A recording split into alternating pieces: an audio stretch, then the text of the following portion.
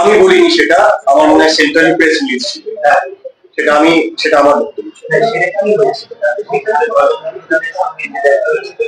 না, সেটা তো আমি বললাম যে উনি এসেছিলেন এবং ওই যে উনি ওই একই ফ্ল্যাটে উনি থাকতেন, আমরা তার নিচের ফ্ল্যাটে কারোর বাড়িতে খেতে রথযাত্রা মেলা 2024 গতকাল টালিগঞ্জ রিজেন্ট পার্কে রসা সেবক সমিতির উদ্যোগে পালিত হলো মেলা 2024।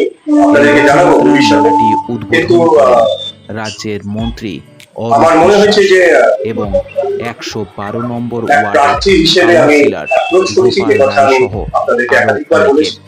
উপস্থিত ছিলেন অনেক বিশিষ্ট ব্যক্তিরা।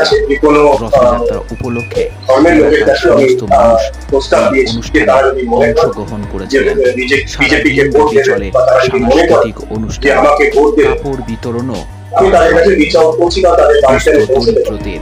অসংখ্য লোকের বাড়িতে আমি পৌঁছেছি ক্যাম্পেনের মাধ্যমে, ভোটার স্লিপ বিতরণের মাধ্যমে, যাদের বাইরে পৌঁছাতে পারি তাদের কাছে ফোন করেছি, ফোনে পৌঁছানোর চেষ্টা করি।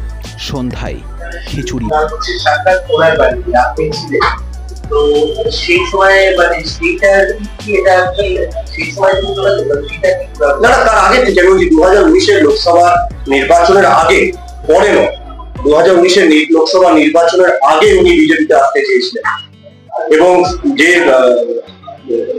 সেই সময় একই বাড়িতে আমাদের রাজ্যের শীর্ষ নেতৃত্ব থাকতেন। উনি একাধিকবার আমার কাছে বলছিলেন যে উনি যোগ দিতে চান এবং শীর্ষ নেতৃত্বের সাথে কথা বলিয়ে দিতে, আলাপ করিয়ে দিতে। আর এই যে ঘটনা, এই ঘটনা সেই সময় উত্তর কলকাতা জেলা সভাপতি ছিলেন।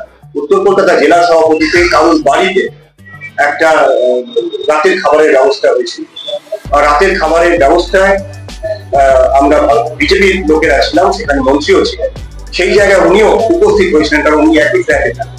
সেটার সাথে এইটার সম্পর্ক ওটা ওই ঘটনাটা কি হয়েছে